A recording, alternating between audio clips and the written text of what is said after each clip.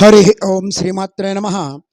లలితా సహస్రనామ పారాయణలో భాగంగా ఈరోజు అమ్మవారి నామం 589వ నామం, 5 అక్షరాల నామం కామకోటిక. ఈ నామంతో అమ్మవారికి నమస్కారం చేసుకున్నప్పుడు ఓం కామకోటికాయై నమః అని చెప్పుకోవాలి. అసలు లలితా సహస్రనామాలలోనే కామకోటిక అనే మంత్రం కనిపిస్తుంది. అలాగే బ్రహ్మాండ పురాణంలో లలితోపాఖ్యానంలో లలితాదేవికి సంబంధించినటువంటి 25 విశేష నామాలు చెప్పారు. అందులో కూడా కామకోటికాయై నమః అని ఉన్నది. కామకోటి అన్నది అమ్మవారి నామం. శక్తిపీఠాల్లో ఉన్నటువంటి కాంచీపురం కామకోటి పీఠం అని చెప్పడం జరిగింది. అమ్మవారి మంత్రాన్ని కామకోటి మంత్రం అని చెప్పచ్చు. ముందు అసలు మంత్రపరంగా అర్థం చెప్పుకుందాం, ఆ తర్వాత అమ్మవారి అనుగ్రహపరంగా కూడా అర్థం చెప్పుకుందాం. ముందు కామకోటిక ఎందుకన్నారు? కోటి అనే పదానికి అర్థం చెప్తూ ఏకాదేశ కోటి అన్నారు. అంటే రెండు కలిసి ఒక చోట ఉంటే దాన్ని కామకోటి అనాలి. ఇక్కడ అమ్మవారు కామః పరశివ ఏవకోటి ఏకదేశ, అమ్మవారు శివునితో కలిసి ఒకటిగా ఉన్నటువంటి స్వరూపం కామకోటి. ఇది చెప్తున్నారు.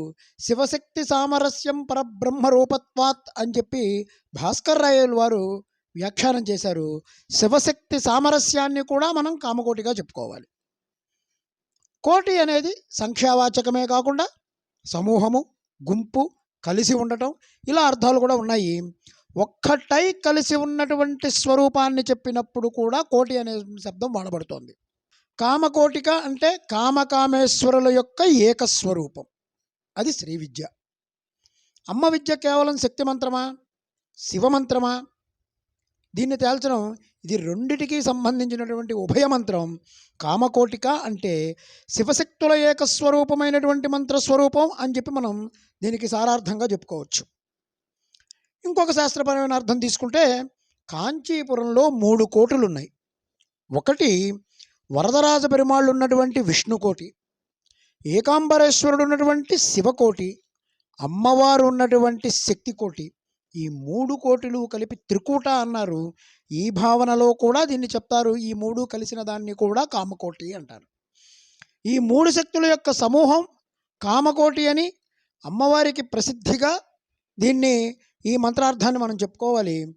పురమధన పుణ్యకోటి పుంచిత కవిలోక సూక్తి రసధాటి మనసి మమ కామకోటి విహరతు కరుణా విపాక పరిపాటి అని చెప్పి అంటారు.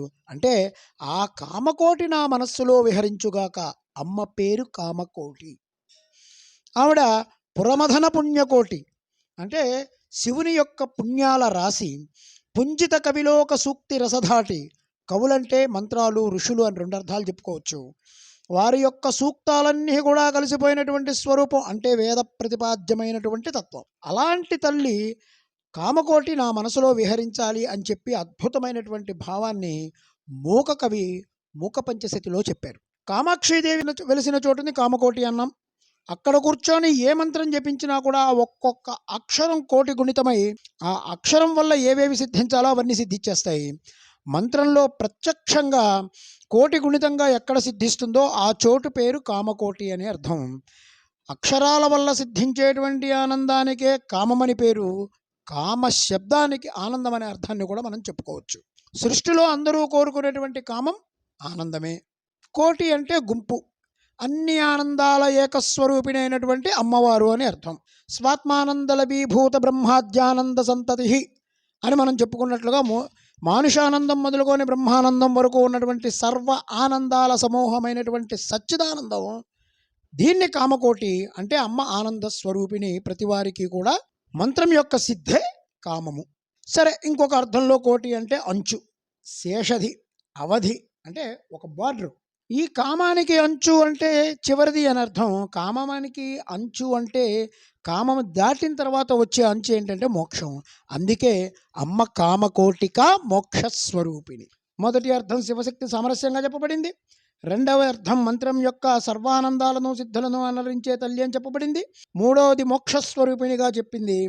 త్రికూట కామకోటిక అనే మంత్రం పేరే కామకోటి. మంత్రాది దేవత ఆ కామకోటి తల్లి అమ్మ.